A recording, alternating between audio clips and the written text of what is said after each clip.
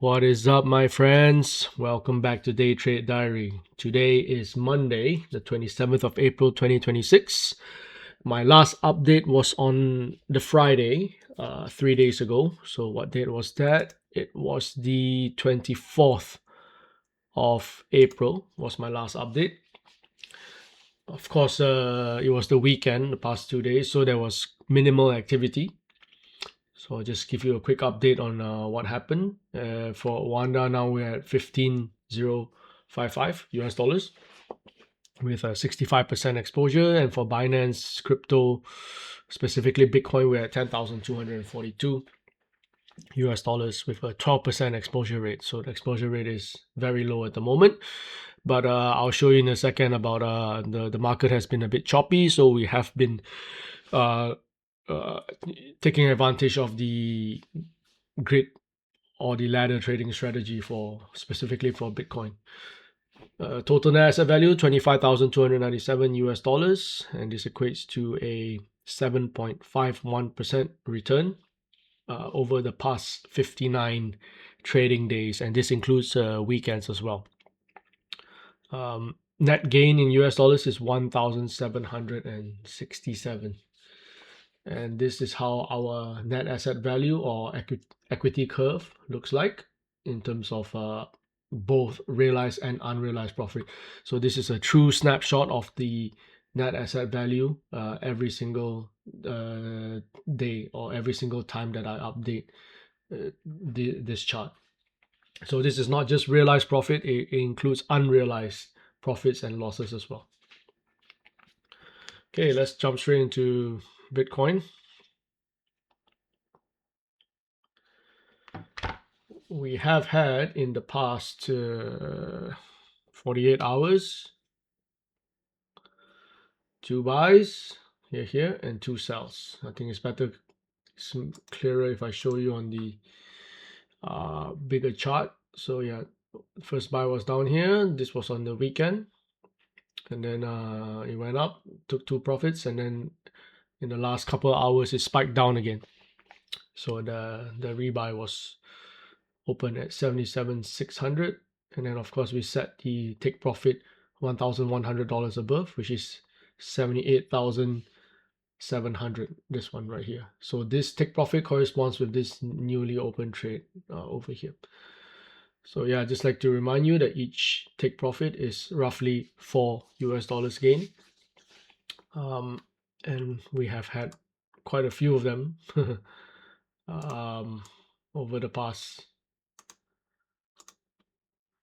weeks or days. So you can see each one of these sell orders or take profits is $4. Bam, bam, bam, bam, bam. So you can count like more than 20 over the past few weeks maybe.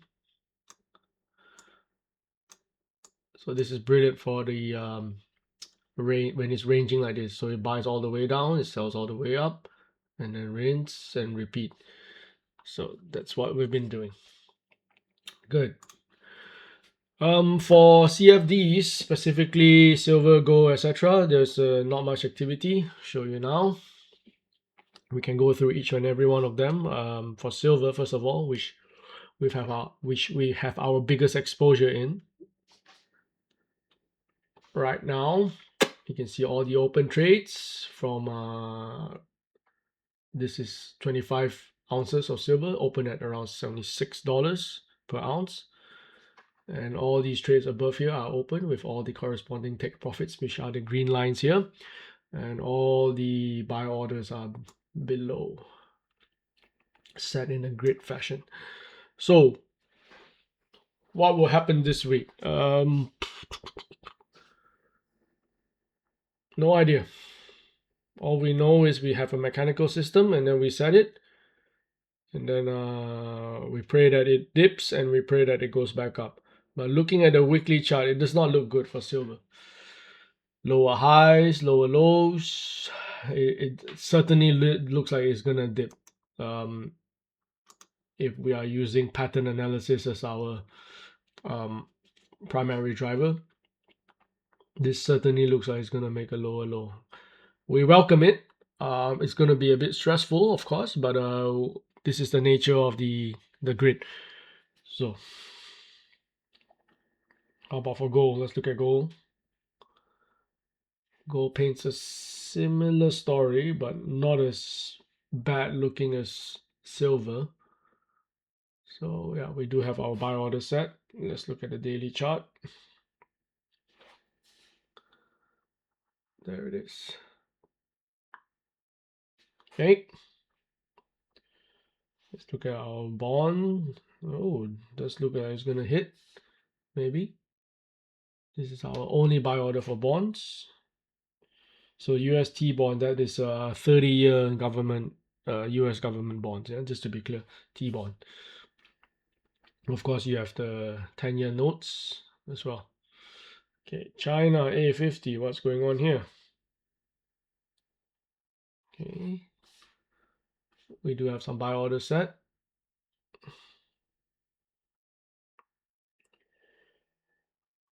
Crude oil. Oh wow. Once again, I didn't buy the dip and it went up. So if you set a nice buy order here at 90 instead of 80, we'll be in good shape now. But we didn't, and we shall not chase.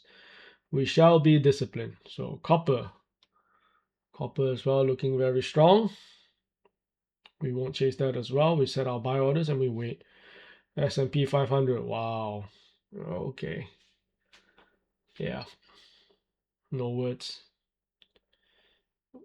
And lastly, I think we've already seen gold, but here is gold again. Yeah. So that was that. Okay, and I think that was my update for today. And then I will see you guys tomorrow with any more updates. I don't really talk about geopolitical stuff a lot in the general market because we are following a purely mechanical trading system here. But I'm always on the lookout for assets that have dropped, 20, 30, 40%, and then we set the grid even below that. So ideally you look for something that's dropped 25%, and then you start your grid buy orders on the way down, and then maybe if it hits it goes down another 10%, 20%, then you load your grid up, and then you wait for the eventual rebound and the take profits that come along with it. Alrighty then, that's my update for today. Take care now. Bye bye.